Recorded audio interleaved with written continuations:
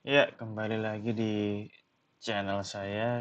Kali ini kita akan coba ngobrol ringan lagi, terutama terkait dengan bahayanya penipuan finansial. Seperti yang tercantum di majalah Tempo, ini bertanggal 3 Juni 2025, jadi berita baru, OJK itu mengungkap bahwa ada kerugian akibat penipuan transaksi keuangan sebesar 2,6 triliun. Jadi nilainya benar-benar besar. Di berita ini disebutkan dari periode November 2024 sampai dengan 23 Mei 2025. Jadi belum ada setahun, tapi nilai kerugiannya cukup fantastis ya, 2,6 triliun. Nah, mengingat Indonesia ini sangat ya besar, luas, beragam, ya maka bisa dibilang salah satu hal yang perlu diwaspadai adalah perbedaan finansial literasi di setiap daerah. Nah, bisa dipastikan bahwa penipu itu selalu 1-2 langkah lebih maju ya daripada regulator. Jadi bisa dipastikan akan selalu muncul ide-ide baru terkait penipuan. Nah, disinilah salah satu tugas kita bersama untuk paling tidak membantu mengikatkan keluarga kita, orang-orang sekitar kita terkait ciri-ciri dan bahayanya.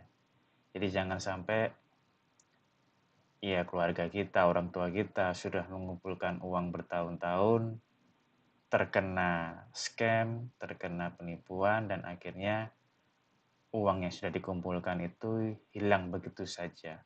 Nah, tentunya itu akan sangat membebani perekonomian keluarga dan bahkan ya bisa dibilang cita-cita yang mungkin ingin dicapai dengan menggunakan dana tersebut bisa saja tidak kesampaian, tidak bisa dilakukan. Nah, ada salah satu cara yang paling mudah untuk melihat apakah satu tawaran itu financial scam atau penipuan atau tidak. Ini saya ambil dari websitenya pemerintah Australia. Bisa dilihat ini ada Scam Watch. Ini bekerja sama dengan pemerintah Australia.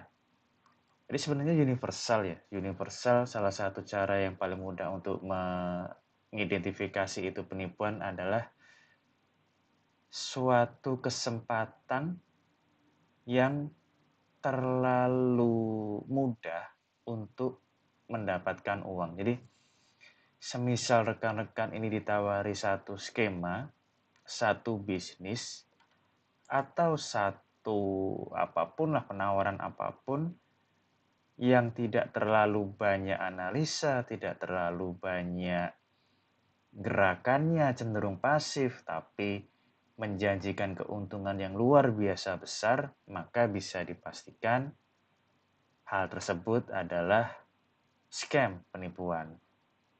Karena kembali lagi kita juga harus bisa mengontrol mindset kita bahwa jika yang ditawarkan keuntungannya berlebihan, maka ya kita harus langsung bisa curiga lah bahwa itu suatu yang tidak benar.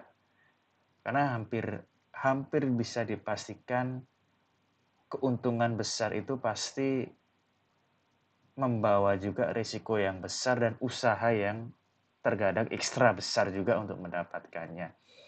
Jadi ketika penawaran itu bisa dibilang too good to be true atau ya terlalu indah lah, terlalu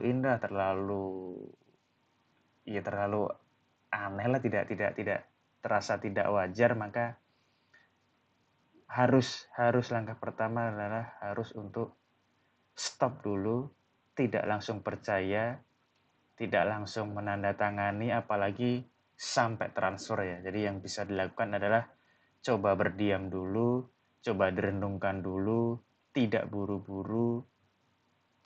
Mungkin kalau ada kesempatan coba tanya dulu kiri kanan, atau misalkan ada waktu cek dulu Google siapa yang menawarinya, backgroundnya seperti apa. Dan ya kadang kalau kita sudah berpikir jernih 2-3 hari, ya kita mungkin bisa berpikir lebih realistis lah terhadap tawaran-tawaran tersebut. Jadi bisa dibilang dimanapun Anda berada, dimanapun rekan-rekan berada, pastikan ketika satu tawaran itu terlalu indah, terlalu mudah, terlalu gampang mendapatkan profit, maka sebaiknya rekan-rekan untuk berhati-hati. Karena bisa dipastikan kemungkinan besar itu adalah penipuan. Jadi jangan sampai rekan-rekan mudah tergiur. Nah, yang kedua kalau menurut website ini adalah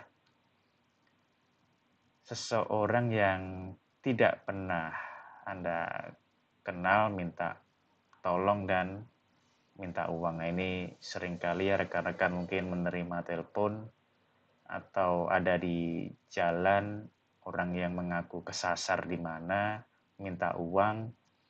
Ya biasanya itu bukan real kejadian, tapi itu modus operandi saja. Biasanya mungkin rekan-rekan yang sering berada di terminal atau stasiun kadang menjumpai ada orang-orang yang mengaku kesasar atau tidak punya uang, kecopetan, dan minta bantuan kepada rekan-rekan untuk sejumlah uang agar bisa pulang kembali.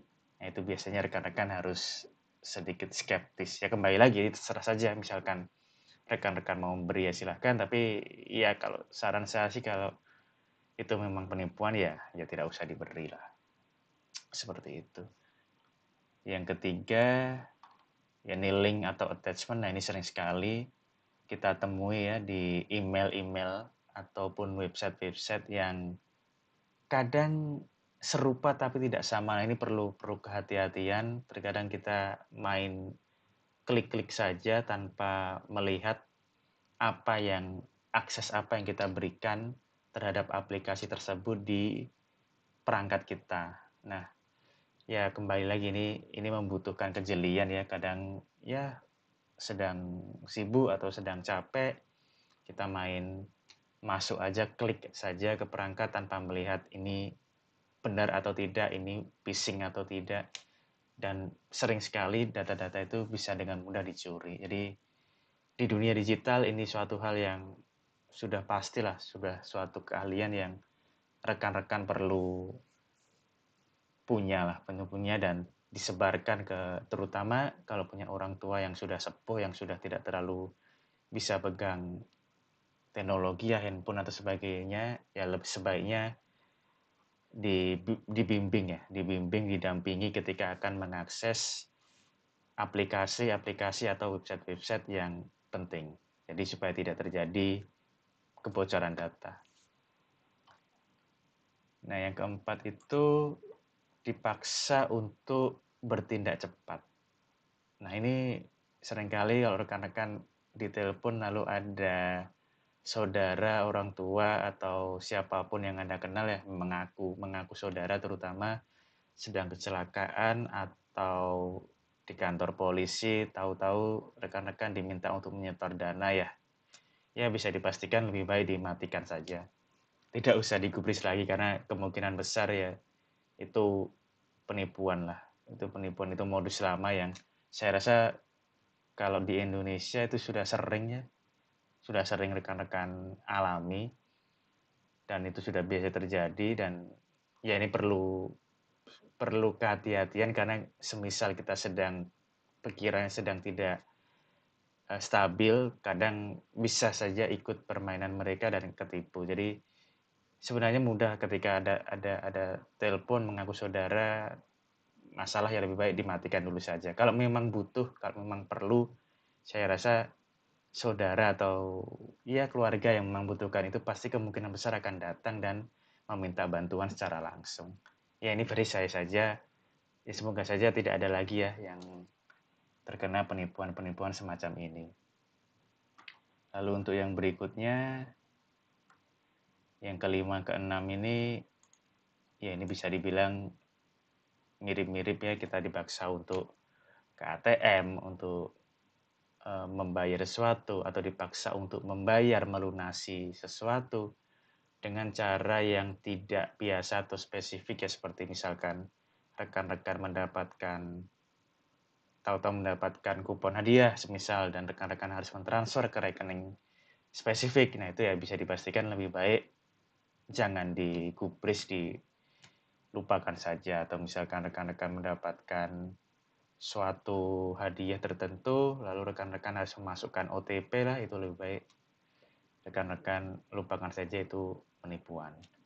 Yang terakhir ya mirip-mirip, rekan-rekan biasanya diminta untuk ID ya, identifikasi tertentu seperti nomor KTP, ibu kandung atau apa, dengan alasan ya supaya hadiahnya cair, seperti itu. Sangat-sangat klasik lah ini, mirip-mirip, dan saya rasa rekan-rekan seharusnya sudah bisa mewaspadai.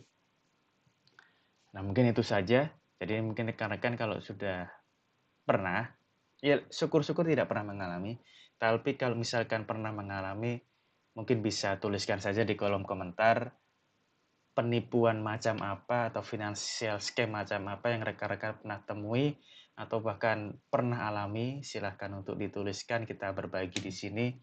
Siapa tahu dapat membantu rekan-rekan yang lain dalam menghadapi upaya-upaya penipuan seperti ini. Nah, akhir kata, jaga diri Anda, jaga keluarga Anda dari penipuan ini, karena dampaknya sangat-sangat masif dan terasa, pasti membebani. Dan kiranya rekan-rekan tetap sehat, tetap cuan. Sampai jumpa di konten berikutnya. See ya.